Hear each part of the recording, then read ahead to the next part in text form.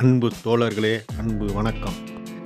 தமிழகம் 2026 சட்டமன்ற தேர்தலை நோக்கி சென்று கொண்டிருக்கின்ற நேரத்தில் திரைப்பட நடிகர் அஜித் அவர்கள் அரசியலுக்கு வருவாரா என்று இந்த நேரத்தில் பல பேர் எதிர்பார்த்து கொண்டிருக்கிறார்கள். அப்படி அரசியலுக்கு வந்தால் அவருக்கு அரசியல் சாதகமாக இருக்குமா என்று அவருடைய ஜாதகத்தை அலசி ஆராய்வோம். வாங்க இந்த பதிவில் பார்ப்போம்.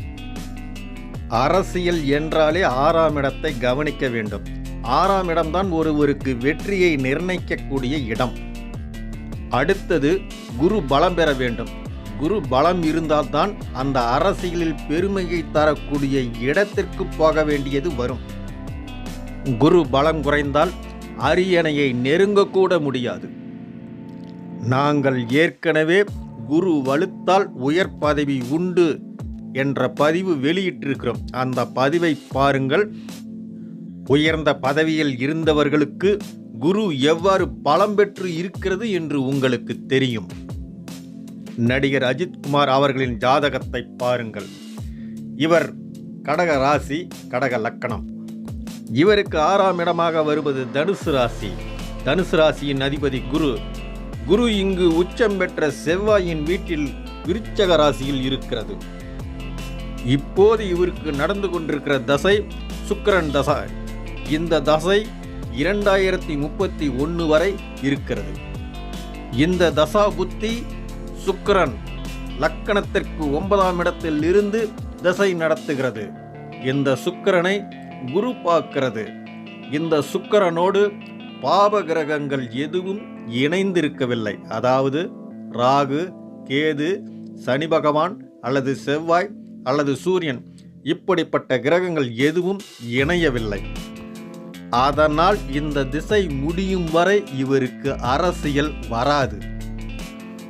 சுக்கிரனும் புதனும் இணைந்து இருப்பது ஒரு கலையை கொடுக்கக்கூடிய விஷயமாகும்.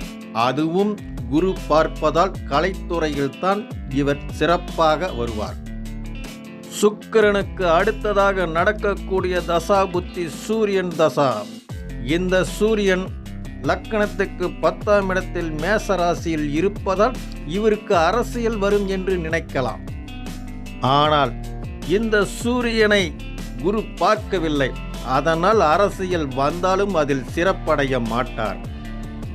புரட்சி தலைவரின் பாடல் ஒன்று நாடோடி மன்னன் திரைப்படத்தில், சிலர் அல்லும் பகலும் தெரு கல்லாய் இருந்துவிட்டு அதிர்ஷ்டம் இல்லை என்று அலட்டிக் கொண்டார்.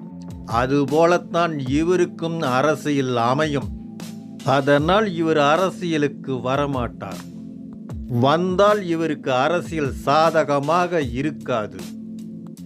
நேயர்களே, இந்த பதிவு உங்களுக்கு பிடித்திருந்தால் லைக் பண்ணுங்கள், நண்பர்களுக்கு ஷேர் பண்ணுங்கள், சப்ஸ்கிரைப் பண்ணுங்கள். நன்றி நேயர்களே. நாம் மீண்டும் அடுத்த பதிவில் சந்திக்கும் வரை நலமே விளையும் நல்வாழ்த்துக்கள்.